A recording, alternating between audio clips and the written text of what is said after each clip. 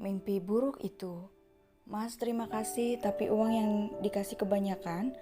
Itu hakmu, aku memberinya untukmu, katakan saja sebagai mahar yang harusnya aku berikan untuk pernikahan kita. Dan selanjutnya hanya tinggal membawamu untuk pesta resmi seperti yang kamu inginkan selama ini.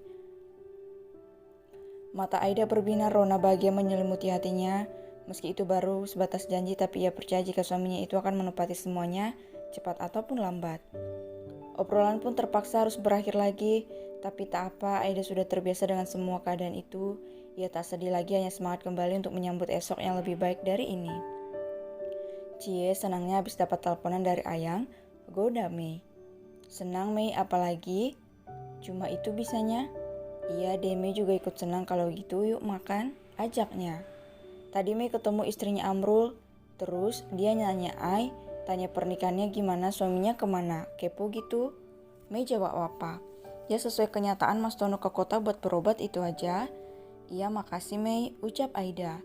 Meski dalam hati bertanya untuk apa Tasya bertanya urusan pribadinya pada Mei. Sayangnya Mami, makan yang banyak dong, jangan dikit-dikit gitu. Apa yang buat Rai gak semangat? Perlu Mami suapin. Tawar Mami Bian, ia pun seketika menyuapkan sesendok makanan pada anak tirinya itu. Mam, gak perlu Mam. Rai bisa sendiri. Mami makan aja, tolak Rai secara halus. Mami Bian hanya diam menatapnya dengan penuh rasa kecewa. Ada apa dengan kamu? Ada yang kamu pikirkan? Tidak, hanya merindukan sesuatu. Kamu bahkan tak punya pacar, jawab Mami Bian datar. Tak pernah, kenapa tak punya? Tanya Rai lagi, berusaha mengorek info tentang dirinya.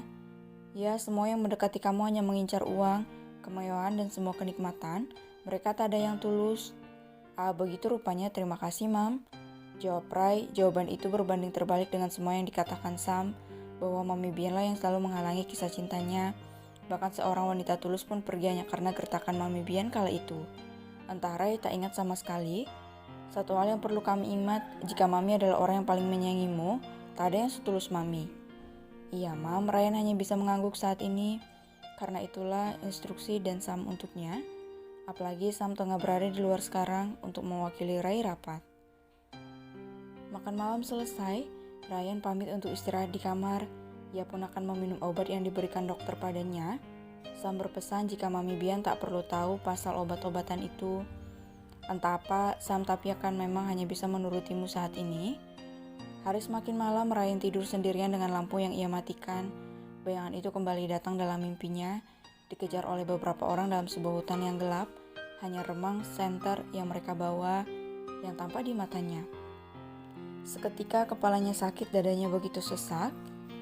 Pekiknya dengan peluh yang mulai membasahi wajah.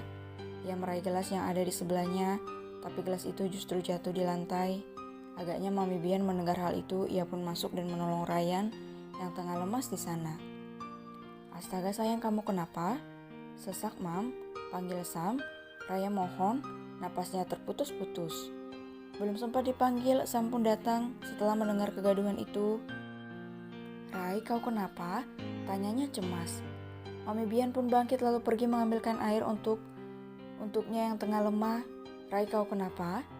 Aku memimpikan itu begitu buruk, semua gelap, Sam. Aku membutuhkannya, Sam. Saat seperti ini aku sangat membutuhkannya. Air mata Rai tumpah meski ia tak meraung.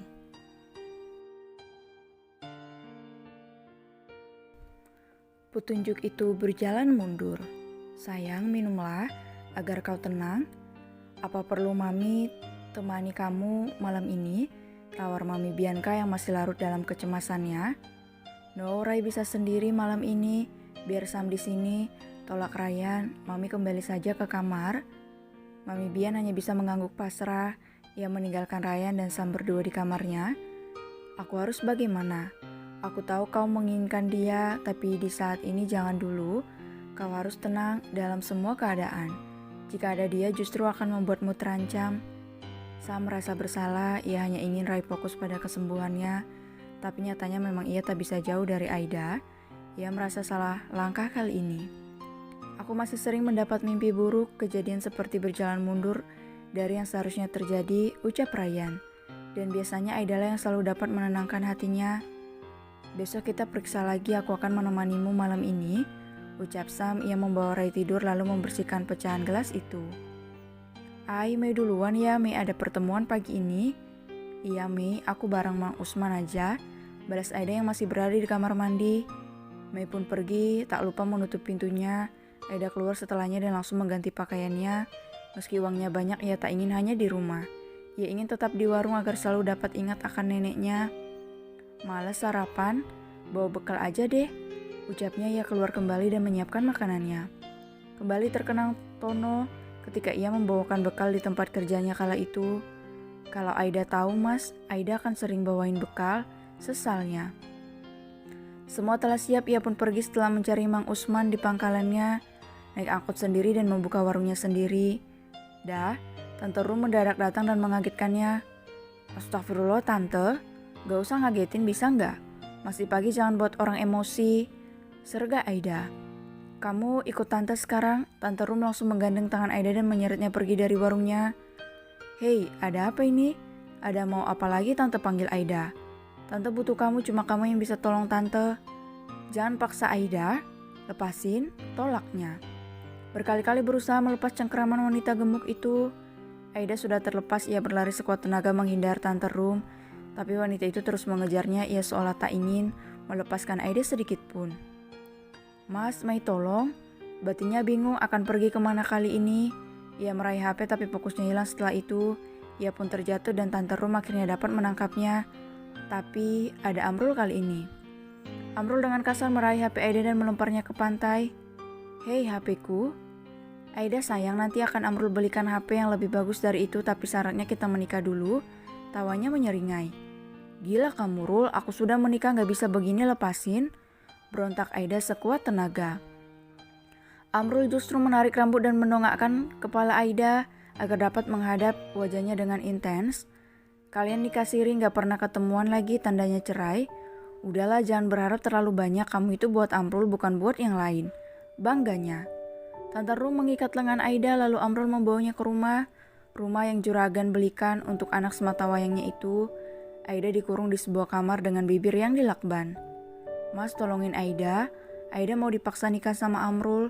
Tangisnya terdengar hingga keluar ruangan.